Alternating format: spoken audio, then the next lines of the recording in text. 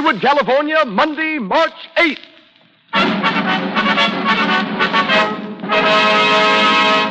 The Lux Radio Theatre presents Grace Moore and Cary Grant in Madame Butterfly with Pedro de Cordova and Merrick Windheim.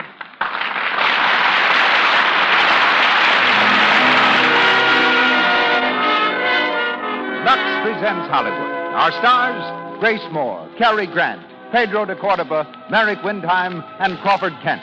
Our producer, Cecil B. DeMille. Our guests, Princess Ling, noted author and member of an old royal family of China, and Robert Cobb of Hollywood's world-famed Brown Derby. Our conductor, Louis Silvers. This presentation comes to you through the makers of Lux Toilet Soap, direct from the Lux Radio Theatre on Hollywood Boulevard, in the hope that your pleasure in listening to Madame Butterfly equals their pleasure in bringing it to you. Welcome, everyone.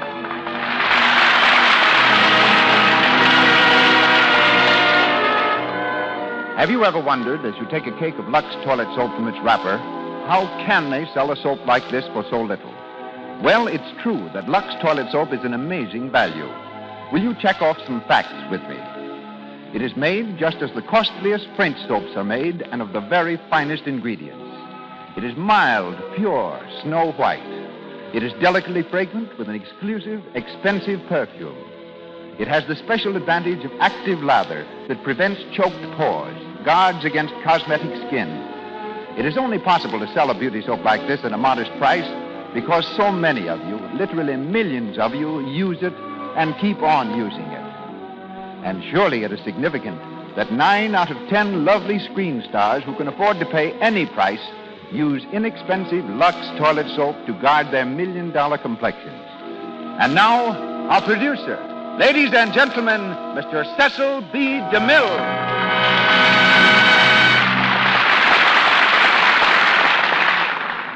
Greetings from Hollywood, ladies and gentlemen. With the vigilance of an eagle guarding its young, the late David Belasco cherished his reputation as a producer of nothing but successful plays. Yet the time came when Mr. Belasco sponsored a production that the public did not like. It was called Naughty Anthony, and failed despite the talents of Blanche Bates and Frank Worthing. Mr. Belasco was equal to the occasion. He wrote a one-act play from a story by John Luther Long called Madame Butterfly, presenting it as an extra offering immediately after the last act of Naughty Anthony. With Blanche Bates as Butterfly, the play was a sensation. Yet at 8:30, the theater was consistently empty. It wasn't until after 10 o'clock each night that the ermined elegance of New York society stepped from their carriages and crowded the theater. One of the 10 o'clock scholars was an Italian composer named Giacomo Antonio Domenico Michele Secondo Maria Puccini. He saw the play, conferred with Belasco, and wrote his immortal opera, Madame Butterfly. In our story tonight, we borrow from both play and opera. Since the opening of Columbia's new film, When You're in Love, Hollywood is hailing Grace Moore and Cary Grant as the most important team of the new year. Miss Moore has reached a fame in grand opera, motion pictures, radio, and on the concert stage that comes only to the truly great. In her first starring picture, One Night of Love, she sang the arias from Madame Butterfly, thereby introducing grand opera to talking pictures. We welcome her tonight as the little geisha girl, Cho-Cho-San. Our Lieutenant Pinkerton is Cary Grant. Born in England, Cary ran away from school when 13 to become an acrobat. A month passed before his father caught up with him. But 3 years later, Cary was back with his old troupe. He came to New York, first as a comedian, later as a singer in operettas, thence to Hollywood, where 23 pictures have elevated him to well-earned stardom. Pedro de Cordova, with whom I acted 35 years ago in E.H. Southern's company, will be heard as the Bonza. Merrick Windheim fills the role of Goro, the same part he sang in the Metropolitan Opera House many times. The moment has come when footlights blaze forth. The musicians await the command of a raised baton, and the Lux Radio Theatre presents Grace Moore and Cary Grant in Madame Butterfly with Pedro de Cordova and Merrick Windheim.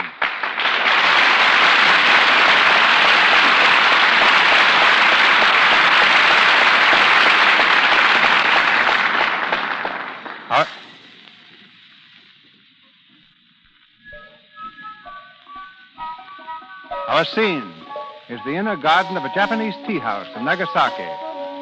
At bamboo tables along the wall, wealthy Japanese merchants and their friends sit over steaming cups, conversing in gentle tones, applauding the performance of the geisha girls.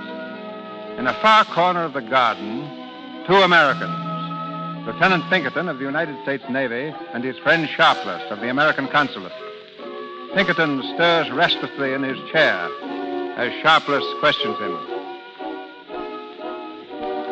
You don't mean this, Pinkerton? You're not really serious. Why not? Oh, but a geisha girl, it's not being done, that's all. You know, Sharpless, you're a prude. This is Japan, not Hackensack. Exactly. And American naval officers don't go around marrying geisha girls. Well, this one's going to. She'll have me. Supposing she is a geisha girl, she's as fine and decent as they come. Say, if I married an American cabaret singer, you wouldn't turn gray over it. If you're an American girl, I'd say go to it. But these girls are different. What's going to happen to her when you go back to the States? You can't take her with you, Pinkerton. I've already told you, Sharpless. I'm in love with the girl. You love her enough to spend the rest of your life with her? What do you mean? Well, you wouldn't have to. I suppose you know that. I've heard something about it. Yes. The Japanese law is convenient for foreigners. You can take a wife for 999 years, but you can annul the marriage any time you want merely by walking out on her. Now, wait a minute. If you're suggesting... I'm not suggesting anything. I'm stating facts. Well, it happens that I know the facts. It also happens that I love this girl. I'm going to marry her, regardless of what you think about it. Well, it's your life, Pinkerton. You can do what you want with it. Oh, forget it. Come on, Sharpless. Snap out of it. Which girl is it? She's here at this tea house. Her name's Cho-Cho-San. The one they call Butterfly? Yes, you know her? Oh, I've seen her. She's a pretty little thing. So young. She's like a child sometimes. You know, I've never met a girl like her before. I never will again. She's deep down inside of me, and I can't get her out. You see, I've got it pretty bad. Lieutenant Pinkerton? Yes, Goro? Cho-Cho-san says she waits your pleasure. Where do Lieutenant wish to sit with Cho-Cho-san? Oh, in the outer garden by the fountain. Tell her I'll see her there in a few minutes. Cho-Cho-san, be there. Thanks. You'll excuse me, Sharpless? Oh, Pinkerton. Uh-huh. Yeah? There's nothing I can say? No, I'm afraid not. See you later, old man. All right.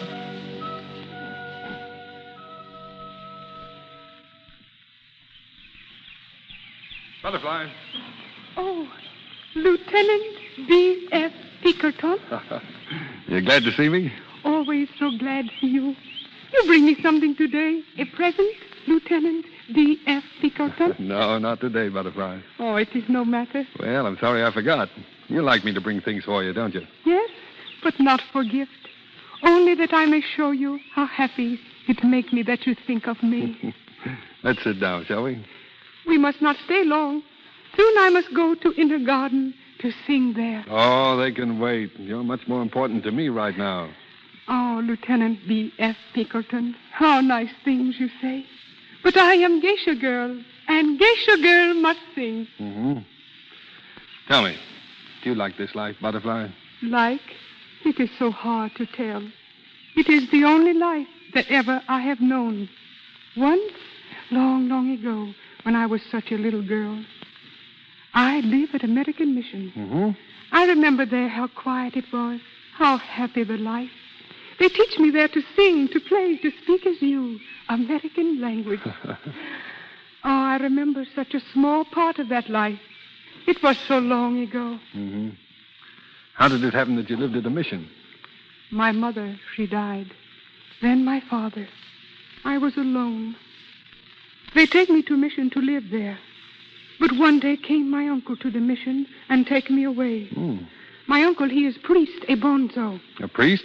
A priest of Japan. He take me from mission and bring me here to sing as geisha girl.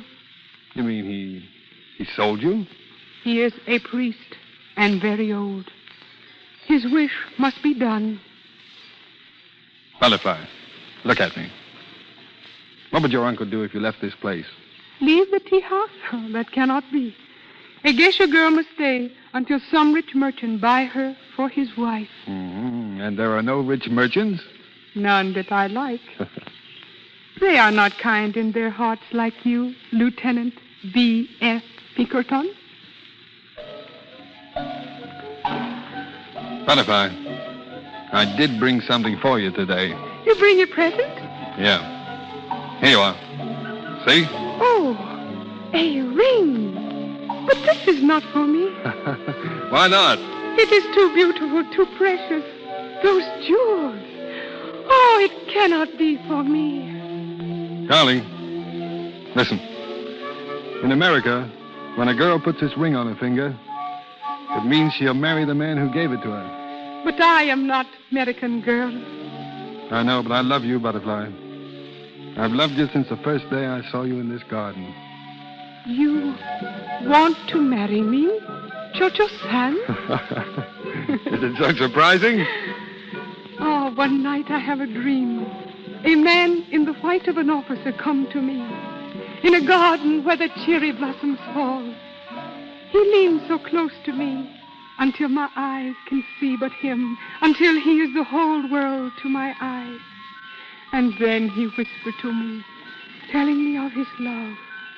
Now, that dream is here, but it frightens me, for fear it may still be a dream.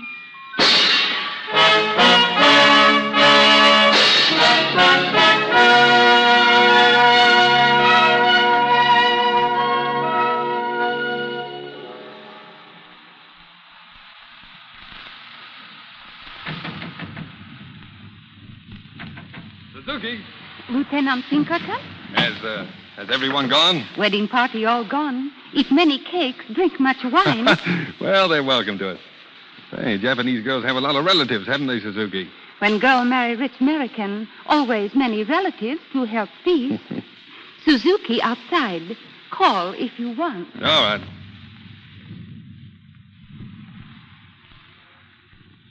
Lieutenant B.F. Pinkerton? Come in, Butterfly. They have gone. Every single one. Oh, I have think they stay forever. Why, were you so anxious to be alone? I am your wife now. Come here, Butterfly. Let me look at you. Has anyone ever told you you were very, very pretty? Some. Before this, I have never believed it. But now I am happy to be pretty. For you. Oh, and you are, darling.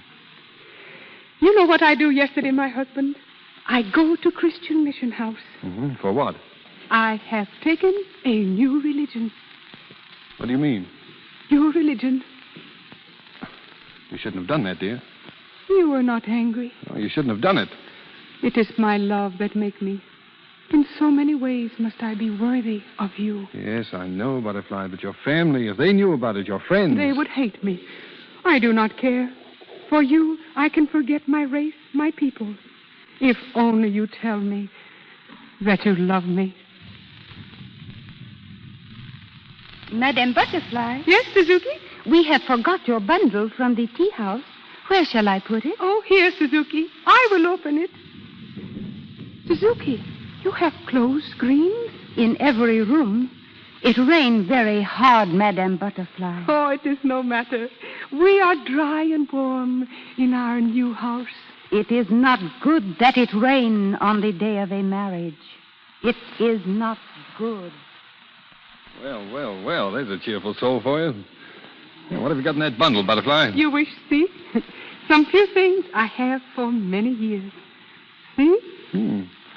Well, what's that thing there? Looks like a small sword. That I hold most sacred. It was my father's. It is written here something, here on the sword. Yeah. To die with honor when one can no longer live with honor. What does that mean? My father was a soldier. He was defeated in a great battle. This sword was sent to him from the Mikado. And your father? He was obedient. You mean he killed himself? To die with honor when one can no longer live with honor. It is the unwritten law of Japan. Well, who the deuce is that? Some of our guests returned. Surely not at this hour. Oh, Your Excellency. Where? Enter. These bandits.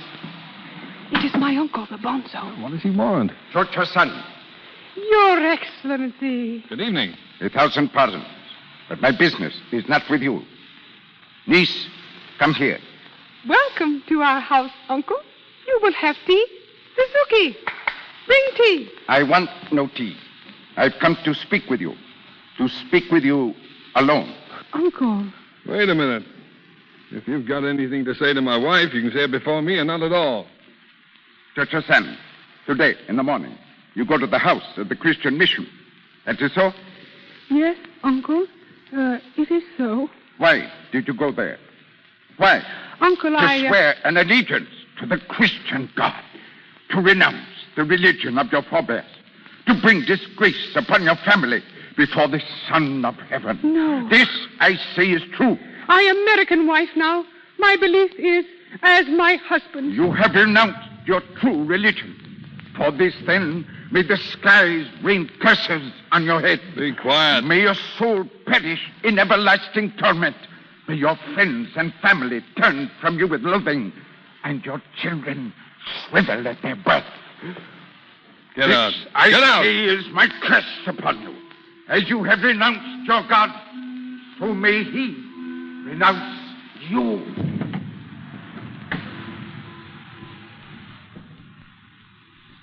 Butterfly. Butterfly. You hear what he say? Yes, dear. Try not to think about it. Come here, darling. Hold me close, please. So very close, Lieutenant B.F. Pinkerton. I am afraid.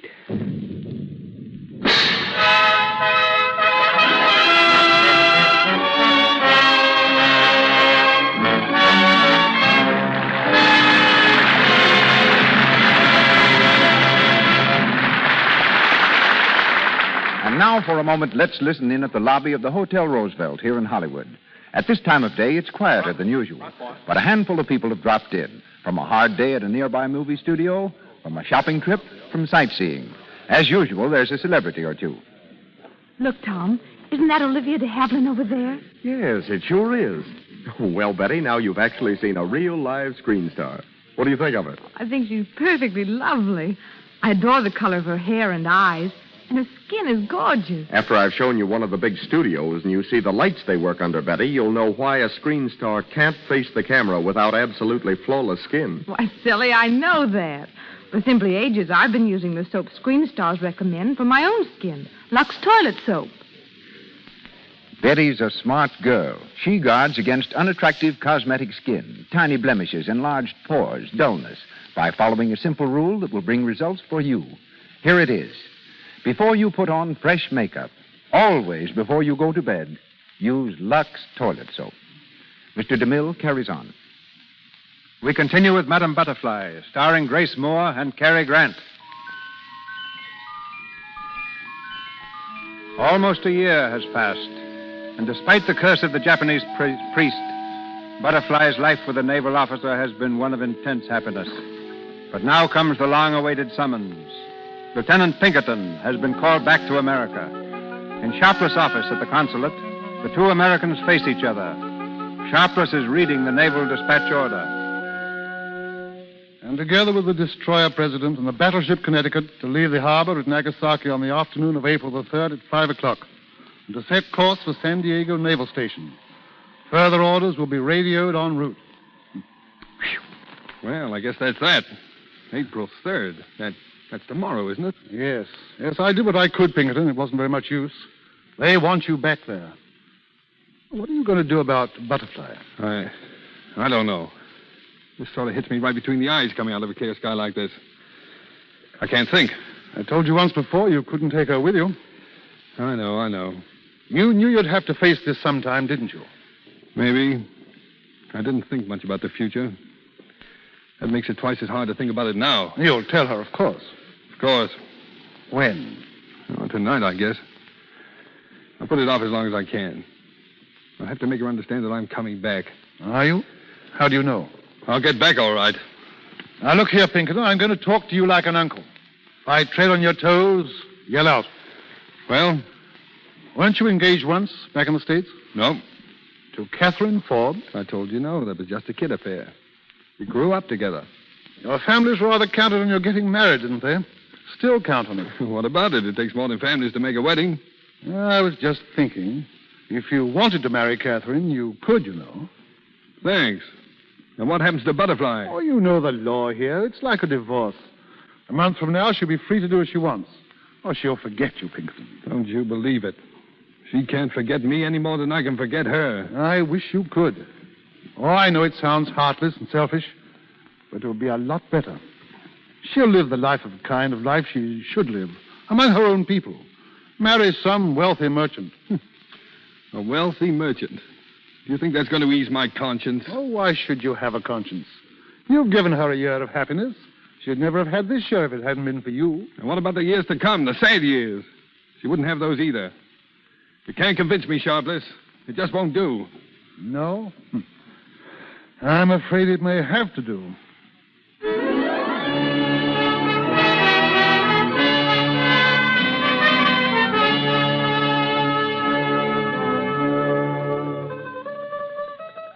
Butterfly. Oh, I did not hear you come. Go on with your playing, Butterfly. I play only when you are not here, to pass away the hours. Now you have come back. I am happy again. You're always happy, aren't you? Always, when you are near me. Butterfly, come here. How would you feel if I had to go away? I should be sad. Yes, but if it weren't for long, just a little while. I should be sad, but happy. The hours would seem as days, and the days as years. But never would I tire of waiting. You make it very difficult, dear. I don't know what you mean. Well, you see, I do have to go away. Oh, no. Yes, Butterfly. They've called me back to America. The order came today. When must you leave? Tomorrow, dear. We sail at sunset. Tomorrow. At sunset. Yes, dear. Oh, tomorrow. It is so short a time. And I shall miss you so. And yet, it is right. What is right? It has been said that for every moment of happiness, there must be one of pain. I have been too happy with you, much too happy. And now I must know the pain. Oh, you mustn't feel that way, Butterfly. It may not be for long. How long? I don't know, dear. It is now the time when the robins nest. Do you think that when they nest again, you will come back to me? Yes, Butterfly. When the robins nest again. Oh, it is such a very long time. Try not to think about it, dear. We still have tonight. Yes, tonight. And I shall remember everything you say and everything you do. And I shall store each little thought far back in my mind, so that when you are gone, I may take them out, one by one, and hold them to my heart.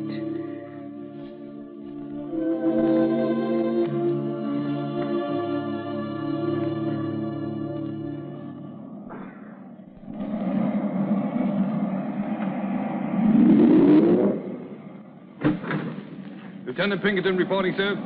Oh, come in, Lieutenant. Sit down. Thank you, sir. Just received an order from the base, Lieutenant. I don't imagine it'll be much of a surprise to you, though. Order, sir? They're putting you ashore for a while, Lieutenant. Ashore? Yes, at San Diego. They'll report to Commander Wilson there. He'll instruct you in your new duties. But I don't understand, sir. You mean I'm not to be with the fleet any longer? Not for a while. Didn't Sharpless tell you? Sharpless? No, sir. Well, you'll assist at the training base. They need a good man, Lieutenant. I recommended you for the post some time ago. Oh. So that's what Sharpless meant. How long am I to stay there, sir? A year or two. Possibly 3. 3 years? I can't do it. What's that? I can't. This is not a request, Lieutenant. It's an order. I know, sir, but I'd rather resign. You can't resign in the face of an order, Lieutenant Pinkerton. We don't ask men what they'd like to do in the Navy. We tell them to do it. Anything else? No, sir. Nothing, sir.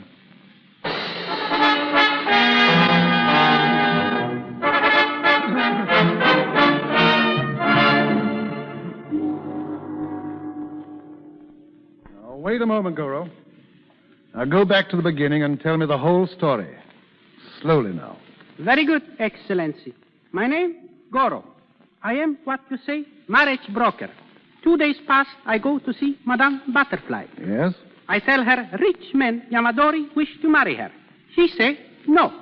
She say she's already married to Lieutenant Pinkerton. She say she's married to him 2 years. Cannot marry Yamadori. I say, I go to His Excellency, Mr. Sharpless, and ask him. Does she want to marry this Yamadori? Yamadori, very rich merchant. Very good much. Oh, but does she want to marry him? She will marry. Goro get big commission. Oh. Well, then tell her she's free to do as she wants. She can marry Yamadori tomorrow. Very good, Excellency. Goro tell her. She be very pleased. But, Lieutenant Pinkerton, you will tell him, Excellency, that Madame Butterfly is to marry? Yes, I'll tell Pinkerton. He's in America now, but I'll write and tell him today.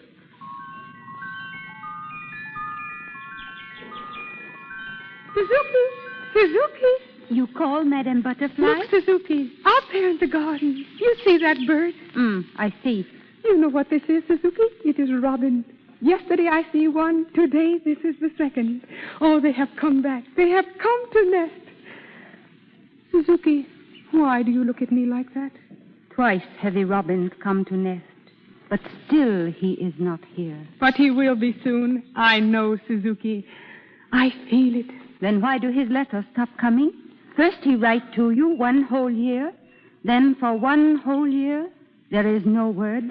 I do not know why. If I could write to him, I would ask him why.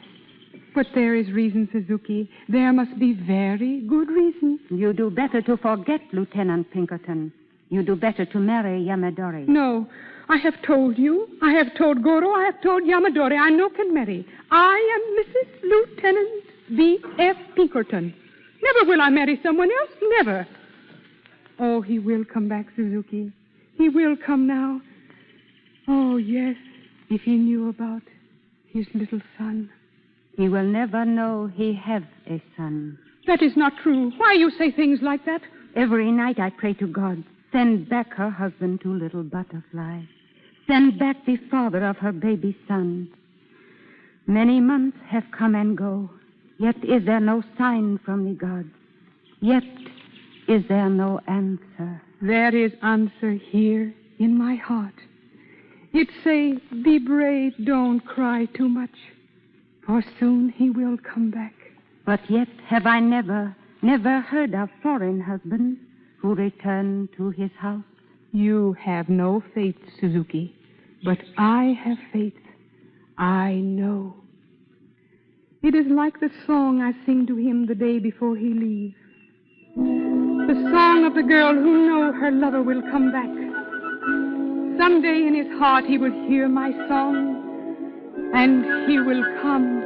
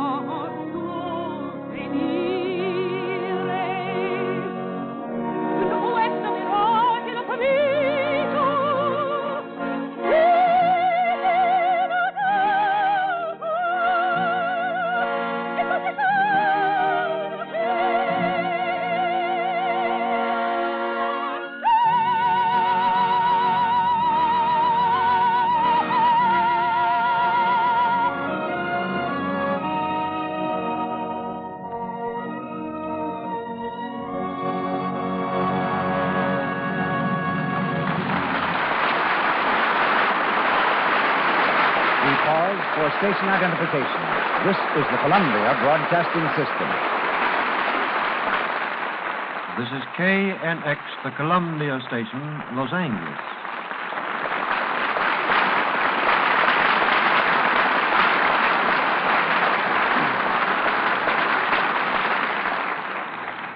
Grace Moore, Cary Grant, and our all-star cast return shortly in Madame Butterfly. The scene of our play, Japan, was the home for several years of tonight's royal guest, the Princess De Ling, member of the imperial line of Manchus, who ruled China from the middle of the 17th century to 1912. Daughter of the late Lord Yu Keng, eminent Chinese Minister of Foreign Affairs and ambassador to many European nations, Princess De Ling, now a resident of California, is a noted lecturer and author of many books on the Orient. Ladies and gentlemen, Princess De Ling. Thank you, Mr. DeMille. Listening to tonight's play brings back memories of a childhood spent in Japan when my father was ambassador in Tokyo. It was there that my tutor taught me the same dances that Madame Butterfly would dance as a geisha girl. There also did I learn the Japanese art of arranging flowers. Each year, blossoms become an occasion for imperial festivities in Tokyo. My meeting with the Emperor and Empress of Japan, parents of the present ruler, took place at the Cherry Blossom Garden Party. I was greatly impressed by the loveliness of the Japanese women. What beauty care they use, I frankly cannot recall. But I do remember well that the Empress Dowager of China, the last of the Manchu rulers, was exceedingly particular about her personal appearance. Are you going to tell us that Lux soap penetrated even to the Forbidden City in Peking? No. The Empress lived in the days before Lux toilet soap. But I use Lux toilet soap, Mr. DeMille, and I am convinced there is nothing better. I was about to enroll in Vassar College when the Empress summoned me to the palace as lady-in-waiting. What are the duties of a lady-in-waiting? I had charge of her jewel room, her blue diamond crown, her pearl cape made of 3,500 pearls as large as canary eggs were almost as nothing in that room of fabulous wealth. But the real task of a lady-in-waiting was to entertain Her Majesty. And what gave her the most pleasure? Reading, particularly The Taming of the Shrew and Romeo and Juliet were great favorites. There were those who say the old empress had no heart. But when I finished Romeo and Juliet, she looked at me for a moment and quietly said, "It is quite true. Without love, there is no reason for life." With the empress, the sun set on another line of royalty. Since those days, I have lived throughout the world, and I assure you all, there is no other country where being alive can mean so much as in my adopted land, the United States of America. Thank you. Thank you, Princess Geraldine. Once more, Madame Butterfly, starring Grace Moore and Cary Grant. Another year has gone by, but Butterfly's faith is still unshaken. With the passing of each day, she's happier, secure in her belief that every hour brings her husband closer. Meanwhile, on the other side of the world, the American naval officer has been trying to forget his Japanese wife, thinking that she's married the wealthy merchant. He's received new sailing orders, a trip to the Orient, to Nagasaki. It's the night before his departure. An officer's dance is in progress on board his ship. Pinkerton stands at the rail, gazing thoughtfully across the bay. Hello there. Huh? Oh, hello, Catherine. I've been looking all over for you. What are you doing? Hiding? No, I just came out here to think. About me? Oh, sure. Oh, look out there. It's beautiful, isn't it? And tomorrow you'll be sailing out across it, into the sun. Yes. I'll bet I beat you to Japan. You probably will. We'll be stalling around out there for a week or so, battle maneuvers. Oh, I'm so glad I'm going. I had an awful time talking Dad into it. He kept yelling that he couldn't get away. Did you get your tickets? Uh-huh. We're sailing day after tomorrow on the Empress. I'll be a native by the time you get there. Would you like me in a Japanese kimono with a comb in my hair? Sure I would. You know, I never thought I'd be going back again. Why not? Oh, I don't know. I had an idea I'd be on shore for the rest of my life. It seems funny now. What seems funny? Going back to Japan? Yes, after 3 years. So much can happen in 3 years, Catherine. So much has happened. But I don't understand you.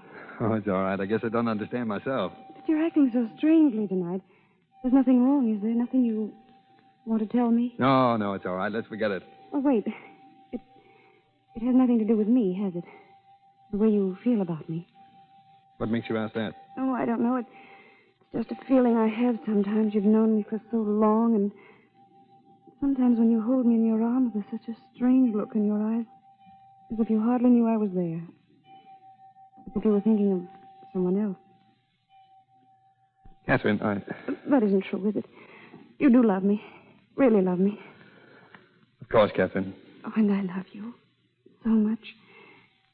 Let's be married in Japan, shall we?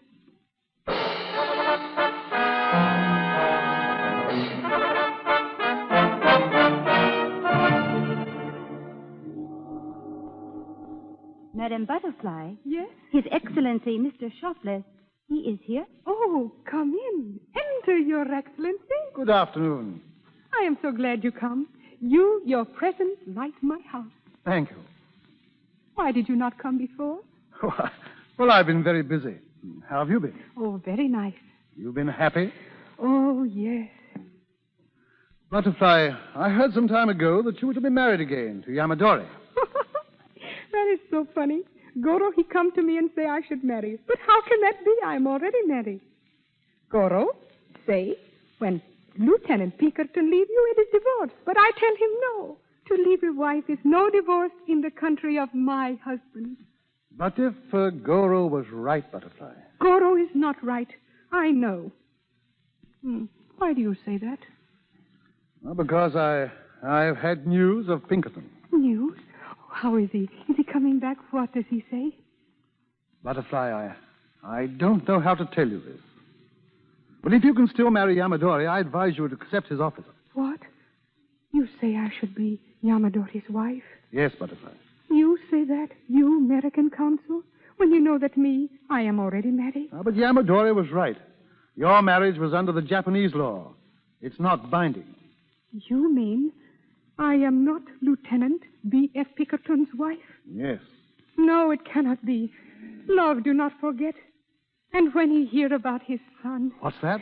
you do not know, his father do not know. His son? You have a son? Yes, you see?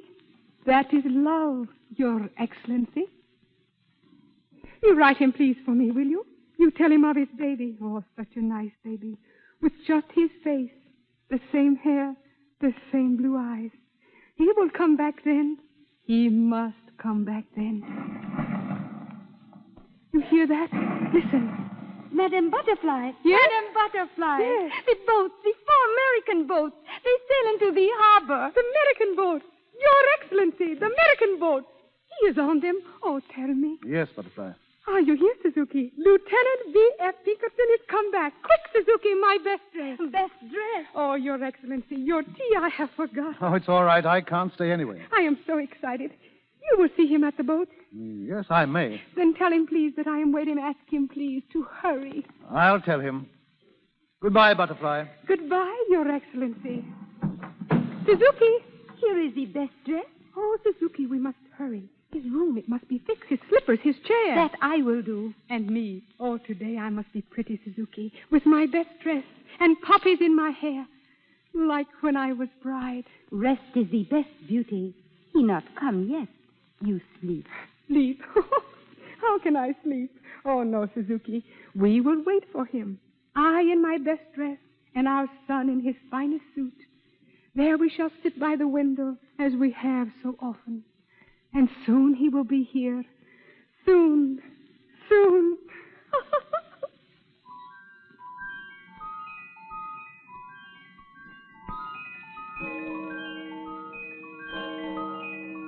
Madame Butterfly, you are asleep?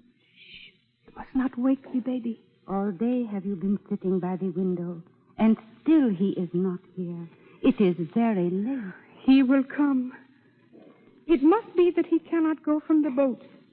Sailors have rules, Suzuki. Even a wife counts nothing. You must not cry, my son. Soon your father will be coming. It is not good that he should see you crying. Go to sleep. Go to sleep, my son.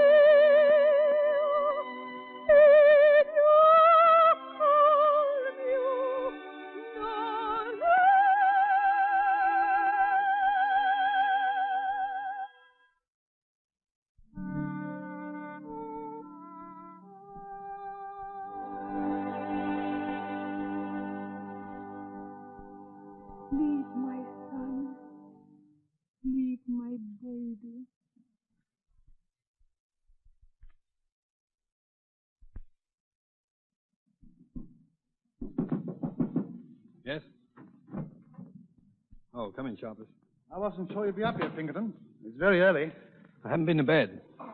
What were you doing? Walking the floor, thinking over what you told me, trying to figure things out. You didn't go to see Butterfly? Oh, how could I? Catherine is here. She's traveled 5,000 miles to be near me. I couldn't just walk out on her. I'm sorry, man. If I hadn't been such a fool, but Goro told me she was going to be married. Oh, I don't blame you, Sharpless. I blame myself for believing your letter. I blame myself for thinking for 1 minute that she could have married again. All this time she's been waiting for me, sitting up there in that house. What are you going to do? Catherine will have to know about it sometime. She knows about it now. Well, you told her? Last night. It was the least I could do. I told her everything, the whole story. What did she say? What could she say? She looked at me as if I'd hit her. I couldn't face her after that. I came back here. It's toughest on her, I think. We were to be married here, you know. Yeah, I know. Well, perhaps I shouldn't have said anything, Pinkerton. Well, it might have worked out some way. No, they don't work themselves out, these things. You've got to face them from the start. But how are you going to face it? The only way possible. I love Butterfly. I've never stopped loving her. I'm going back to her.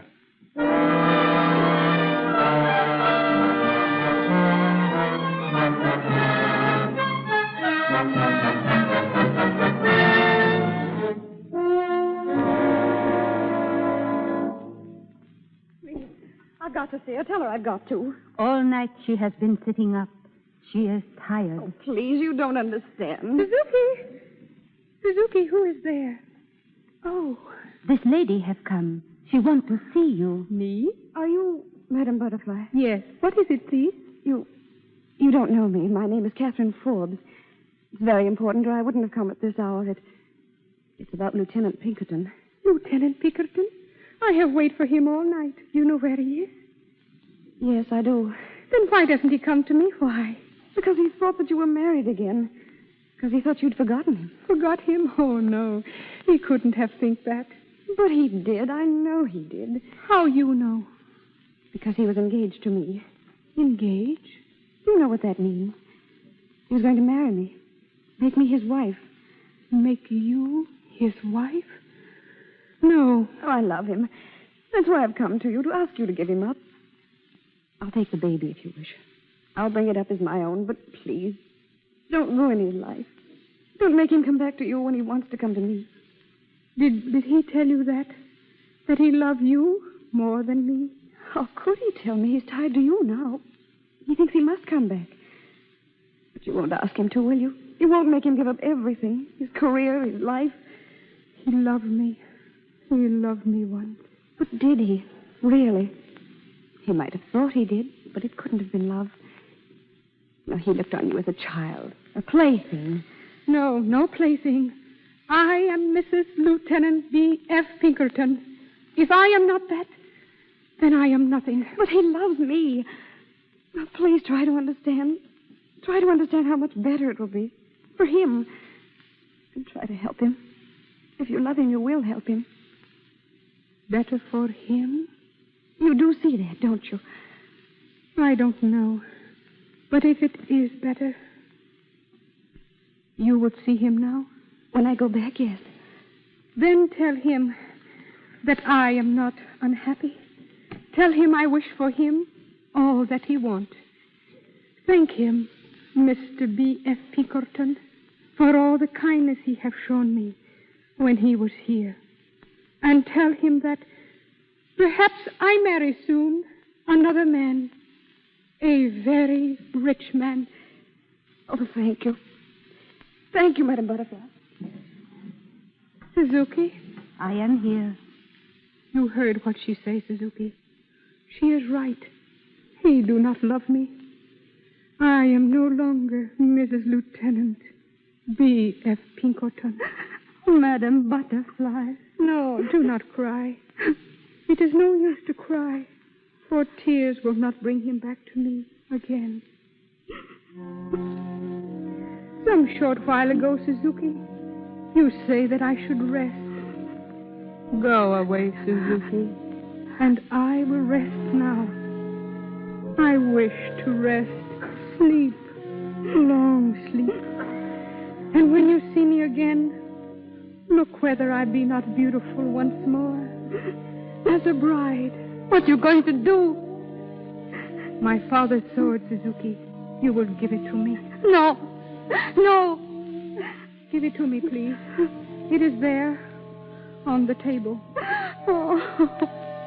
Now, so that I have no more pain.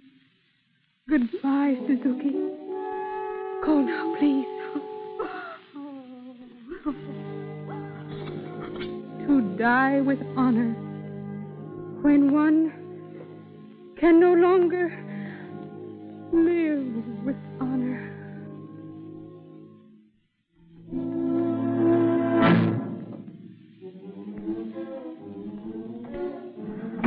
Butterfly!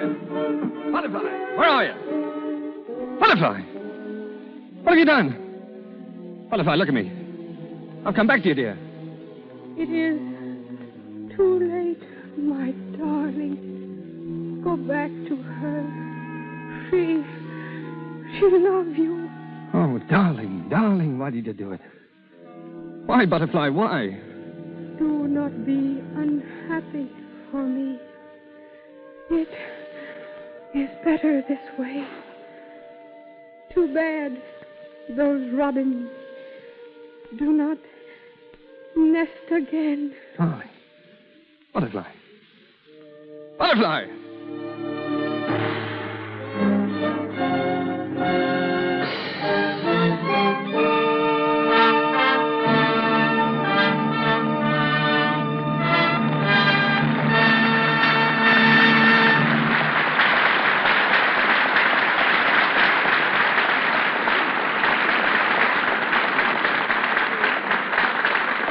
Our play is done.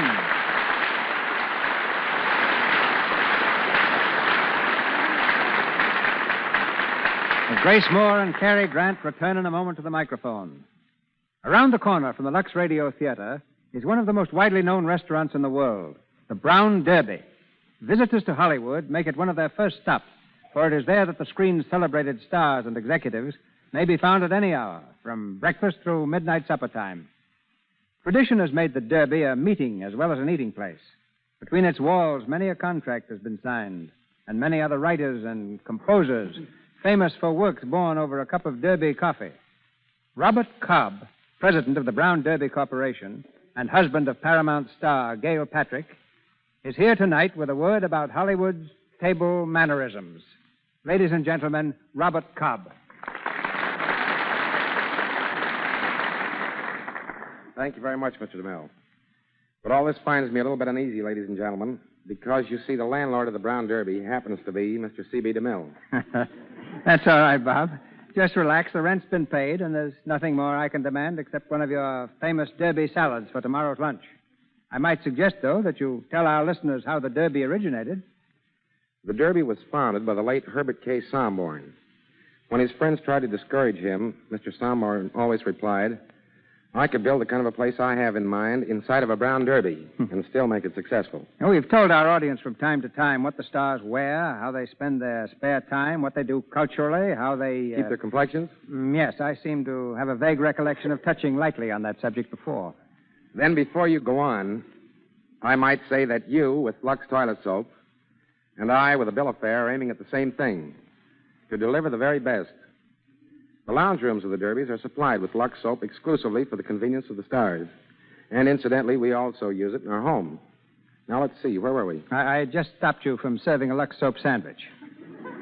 So, I suggest you tell us something of the stars' appetites. Well, they vary a great deal. I found the dish of Wallace Berry, for instance, to be nothing more elegant than corned beef hash. While Gary Cooper is strictly a beef stew man.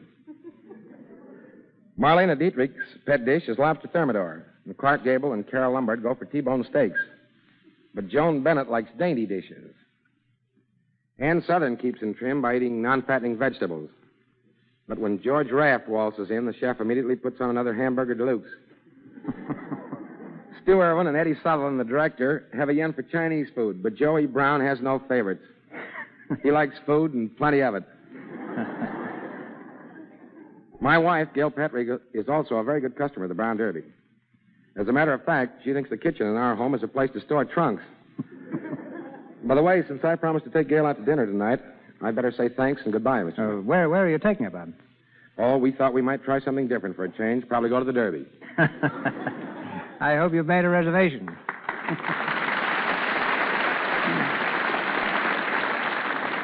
The tremendous success of our star's new picture, When You're in Love, is reason enough, I think, to ask them to talk about it. One of the hits of the film is Miss Moore's rendition of Minnie the Moocher.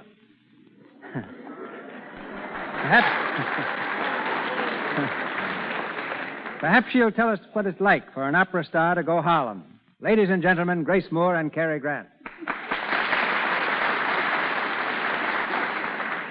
thank you, Mr. DeMille. Oddly enough, I found Minnie the Moocher a delightful but very, very difficult aria. I must confess that when it came time for me to sing it, I suffered the first attack I've ever had of real stage fright. Mm-hmm. When I was finished, I was certainly ready for the showers. Oh, yeah. We had them, too, Mr. DeMille. For 3 solid days, we were drenched to the skin making that rain scene in the woods. And neither Grace's double nor mine, Mel Merrihew, got a drop on them. We really got it all. That was the longest shower bath I've ever taken. The only thing lacking was a cake of Lux toilet soap. Soap. Whose praises, Mr. DeMille, I'm always glad to sing. Now, that's praise on a high scale, Grace. Last spring on my Scandinavian tour, I found Lux soap wherever I went. There was even a big poster with my picture advertising it in every hotel lobby in the towns I sang in. But in spite of the rain in our picture, we had a splendid time, thanks to another great director, Robert Riskin. Check. Grace, like Mr. Riskin, is becoming quite a writer. In between scenes, he'd go to her dressing room and edit her new book. That's news. What's it about? The Romance of Food. It's a book of recipes. It tells all about the delicious foods I've discovered all over this country and Europe, and I think I'll go to the Derby tonight for dinner. There's only one thing more, Miss Moore, to make it a perfect evening for us, and that's another song from you.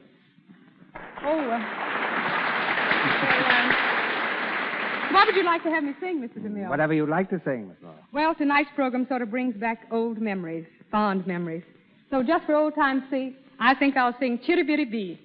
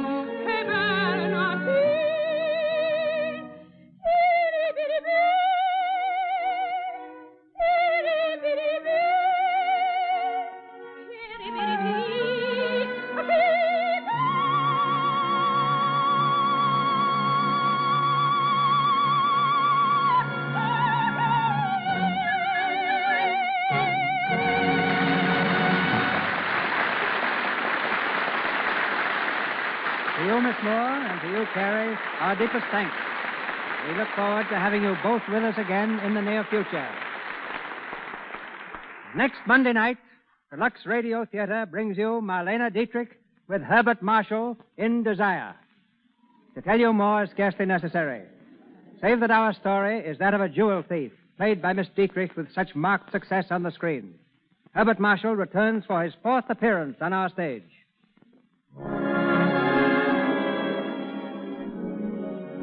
Our sponsors, the makers of Lux Toilet Soap, join me in inviting you to be with us again next Monday night when the Lux Radio Theatre presents Marlene Dietrich with Herbert Marshall in Desire.